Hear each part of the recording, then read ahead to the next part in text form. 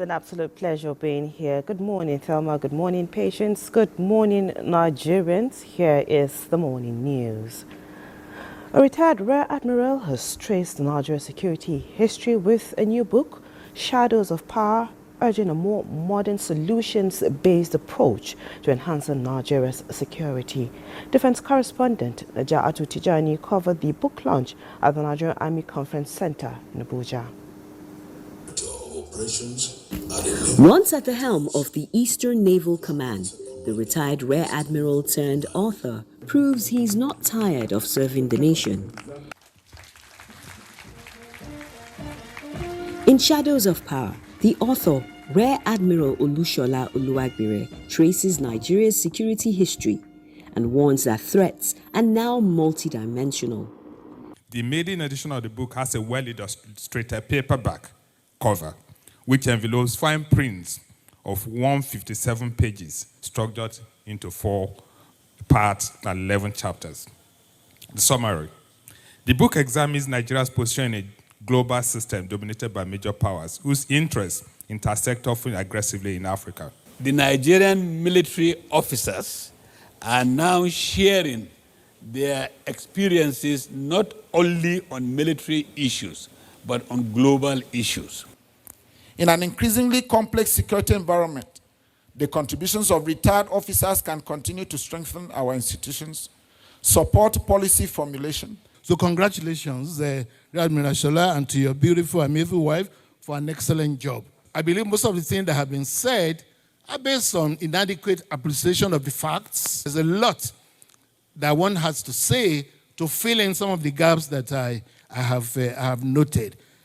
Quite frankly, Nigeria is still very much on course. Shadows of Power pushes the military, policymakers, and journalists to ask tougher questions. Are Nigeria's institutions adapting? This book has started that thought towards strategic thinking, towards national consciousness, and towards informed discussions. Well, we thank God. That's the first thing, because He has enabled him. It is hoped that this book will steer Nigeria from the shadows to the corridors of power.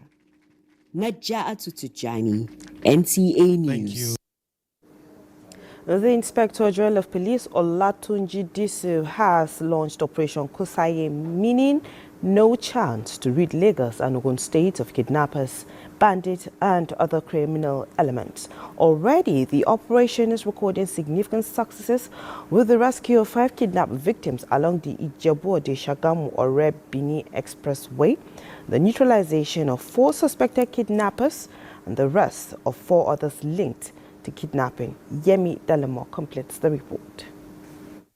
A total of 84 suspects were arrested for various criminal offences across Lagos and Ogun states, while arms, ammunition, and other exhibits were recovered during the operation.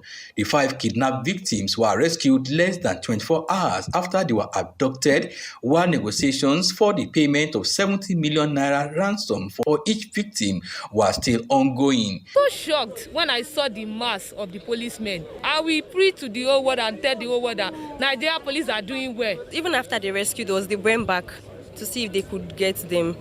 So they are really good. The commissioners of police in charge of Ogun and Lagos states, Bode Ojajuni and Tijani Fatai, said Operation Kusayi No Chance, directed by the Inspector General of Police Olatunji Disu and supported by Lagos and Ogun state governments, is aimed at clearing forests, border communities, criminal hideouts, and other black spots used by kidnappers and other criminal elements. As I speak to you, in both Lagos State and Ogun State, there is no any single Nigerian who is in captivity in the hand of criminals.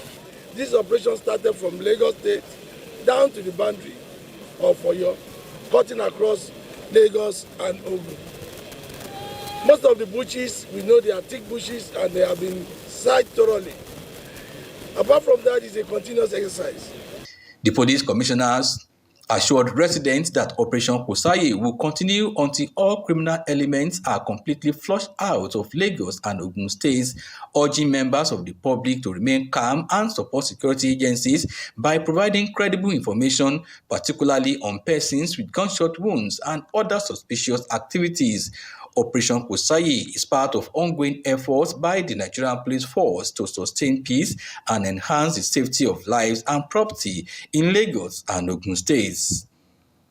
From Iperu in Ogun State, Yemi Dalemo, NTA.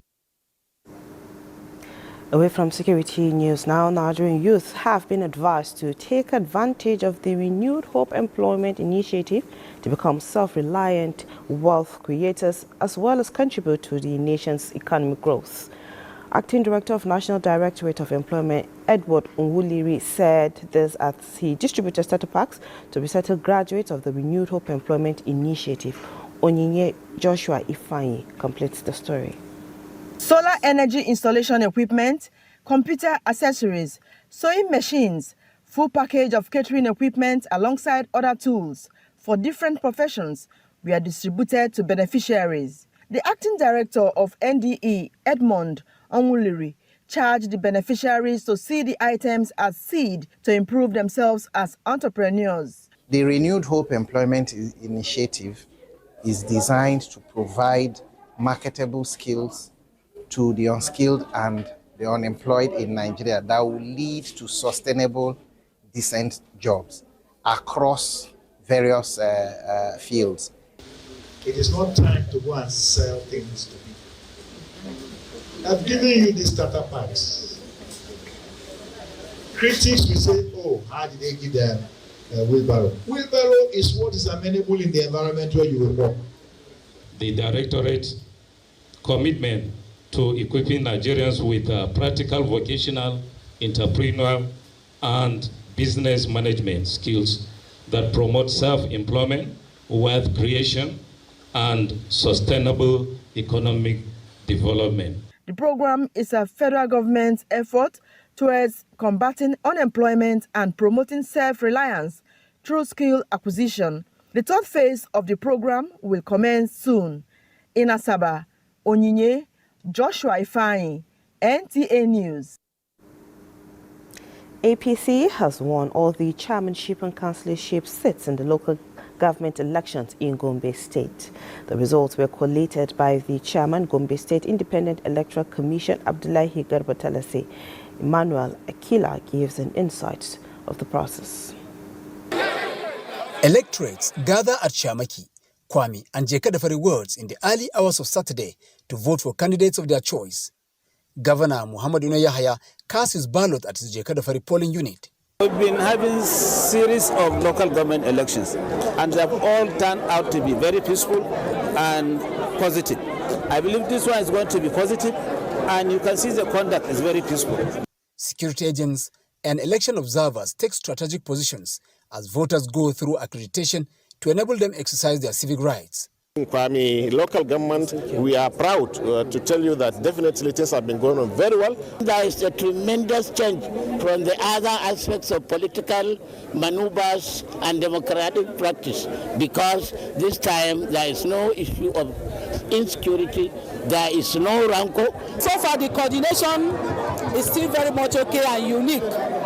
With the visiting observers from Abuja, we are so impressed by what we are seeing right now. What we've seen so far in Gombe State, honestly, is tremendous. In Gombe, Emmanuel Akila, NTA News. Time to take a break. Weekend Deal continues with Thelma